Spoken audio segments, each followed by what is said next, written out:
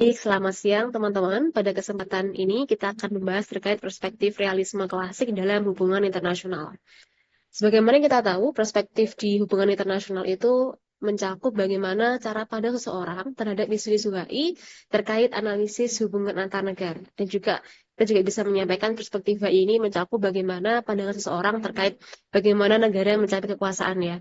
Nah, kemudian teman-teman, pada kesempatan ini kita akan fokus membahas terkait realisme klasik dalam hubungan internasional.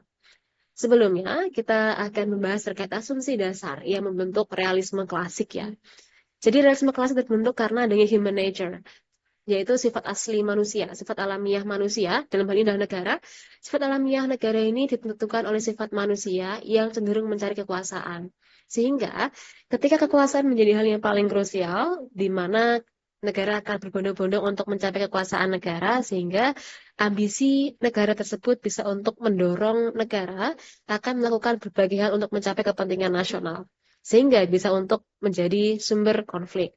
Nah, kemudian ketika negara dianggap cenderung fokus pada mencari kekuasaan, sehingga konflik itu memang wajar adanya, dan juga di realisme klasik memang sangat fokus terhadap isu atau konsep power ya, di mana kekuasaan ini atau kekuatan ini merupakan tujuan utama negara. Karena ketika negara punya kekuasaan, negara bisa untuk mendominasi dan juga mempengaruhi negara lain.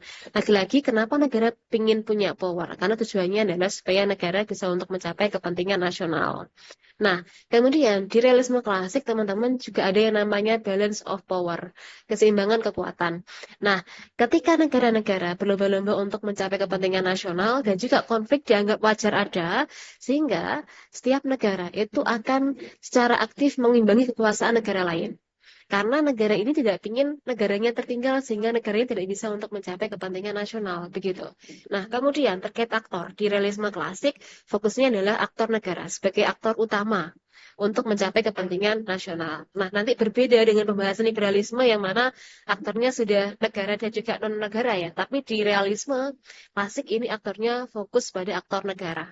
Dan juga di realisme klasik, negara ini selalu membentengi diri agar tidak terpengaruh dan juga tidak bergantung pada negara lain ya, sehingga negara ini dia punya prinsip self-help. Negara bisa untuk survive hanya dengan bantuan negaranya sendiri. Jadi negara-negara fokus untuk mencapai kepentingan nasional dengan kekuatan negara sendiri tanpa bantuan negara lain.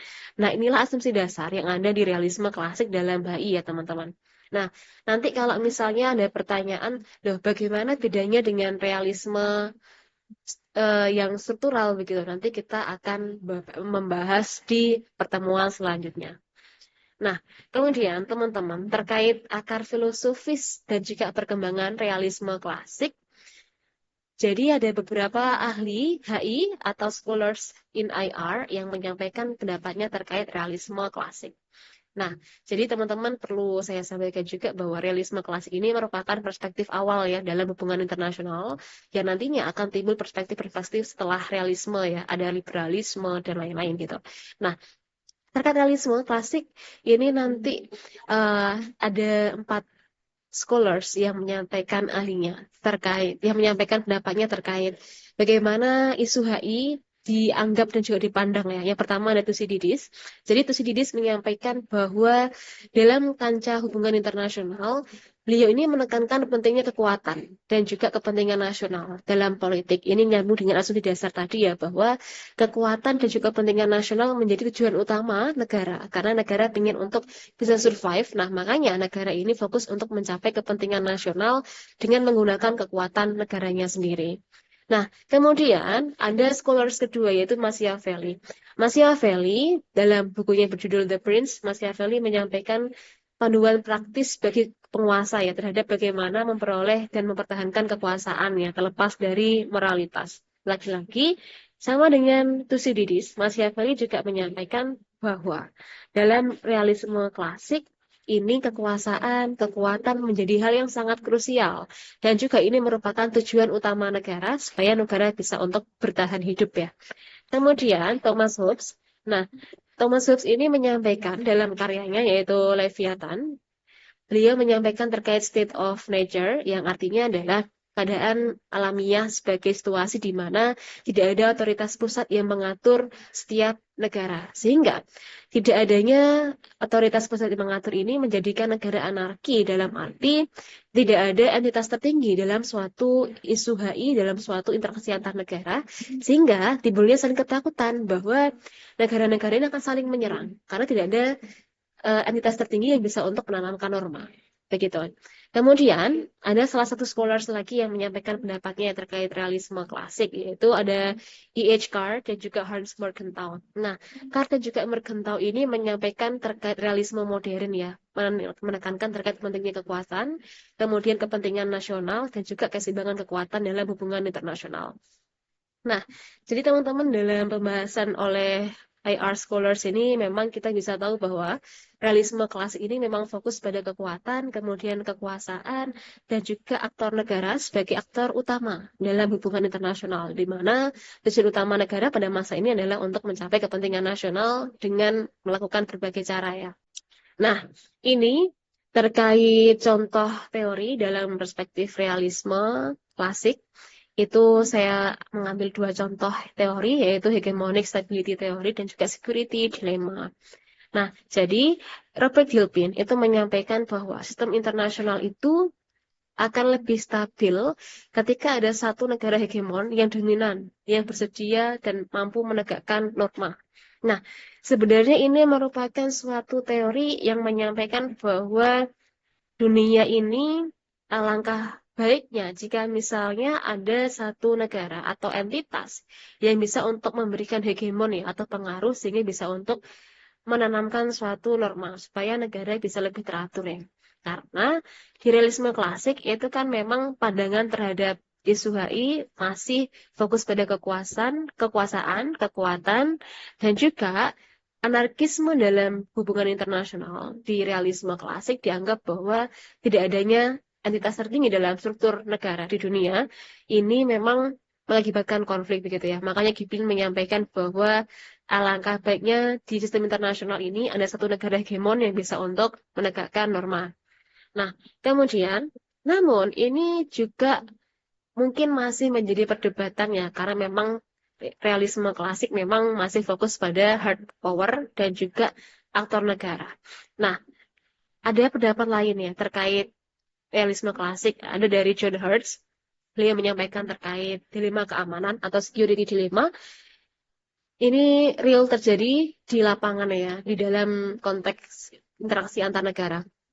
Jadi, dilema keamanan terjadi ketika tindakan yang diambil oleh suatu negara untuk meningkatkan keamanannya dianggap sebagai ancaman oleh negara lain.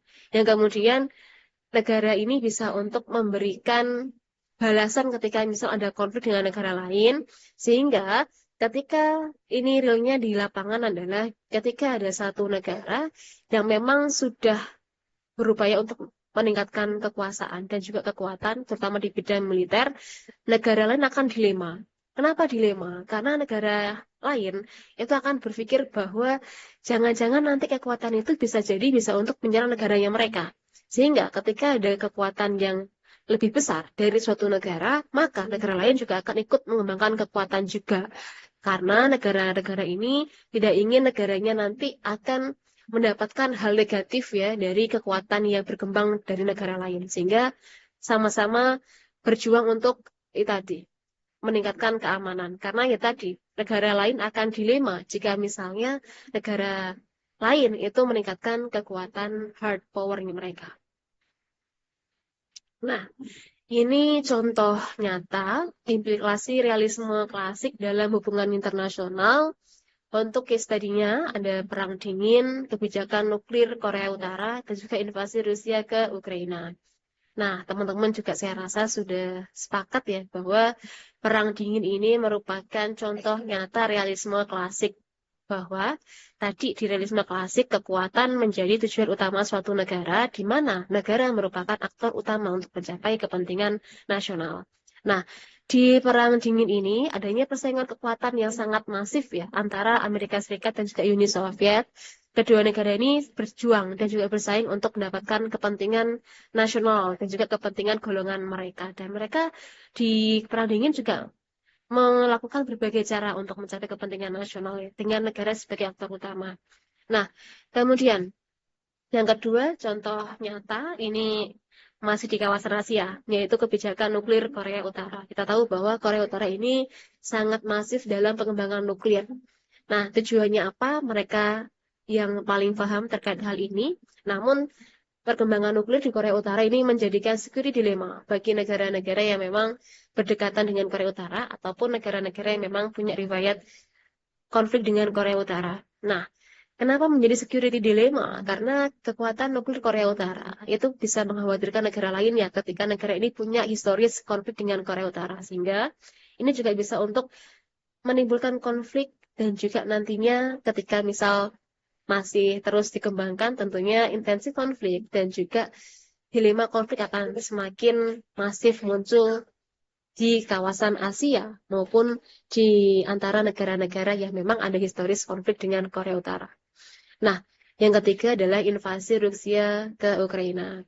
Kita tahu bahwa ini kan juga nyambung ke NATO ya, organisasi Pakta Pertahanan di Atlantik Utara yang memang dipegawai oleh Amerika Serikat. Nah, ini karena mungkin teman-teman juga sepakat karena Rusia memang ada intensi konflik ya dengan Amerika Serikat yang memang Amerika Serikat mempunyai deal besar dari NATO sehingga ketika NATO mulai ekspansi ke Eropa Timur itu menjadi ancaman tersendiri ya bagi Rusia sehingga akhirnya Rusia menginvasi Ukraina yang memang dianggap dekat dengan NATO. Nah, sehingga konflik-konflik ini merupakan contoh nyata realisme klasik bahwa negara akan mengupayakan berbagai hal untuk mencapai kepentingan nasional dan juga negara dianggap sebagai aktor utama dan konflik itu akan dianggap wajar karena ya memang negara ini human manajernya sebagai aktor yang memang fokus untuk mencari kekuasaan dengan berbagai cara tadi ya. Begitu. Nah, ini teman-teman terkait kritik terhadap realisme klasik. Nah, kenapa dikritik sebenarnya? Ketika realisme klasik muncul, maka tentunya adalah adanya kritik yang nantinya ini akan menimbulkan perspektif baru, yaitu perspektif realisme struktural atau neorealisme dalam hubungan internasional. Nah, ini perspektif realisme setelah realisme klasik, yaitu realisme struktural, ini ada karena mereka mengkritik realisme klasik. Nah, mengapa realisme klasik dikritik? Karena yang pertama adalah fokus berlebihan pada kekuasaan dan juga konflik. Padahal sebenarnya untuk mencapai kekuatan itu dan kekuasaan bukan hanya dengan konflik ya, bukan hanya dengan mempertahankan dan mengembangkan kekuasaan, tapi juga dengan kerjasama. Nah, jadi dikritik karena kok terlalu fokus pada kekuatan, kekuasaan, dan juga konflik. Padahal ada cara lain untuk mencapai kepentingan nasional, yaitu dengan kerjasama. Nah, dan juga realisme klasik ini dikritik karena terlalu fokus pada aktor negara. Padahal dalam isu HI, itu aktor bukan hanya aktor negara, tapi juga aktor non-negara. Juga masif ya, seperti adanya MNC, kemudian OI, dan lain-lain, social movement juga. Nah, makanya di realisme klasik ini dikritik karena sangat fokus pada aktor negara. Dan juga ini mengesampingkan aktor non-negara yang memang di zaman-zaman ini memang sangat krusial juga. Cukup sekian teman-teman pembahasan terkait realisme klasik dalam hubungan internasional. Kita bertemu di lain kesempatan untuk membahas perspektif HI yang lain. Teman-teman semangat selalu untuk belajar HI dan juga semoga teman-teman bisa untuk semakin semangat dan juga termotivasi ya untuk belajar HI dan juga isu-isu internasional lainnya. Terima kasih semuanya.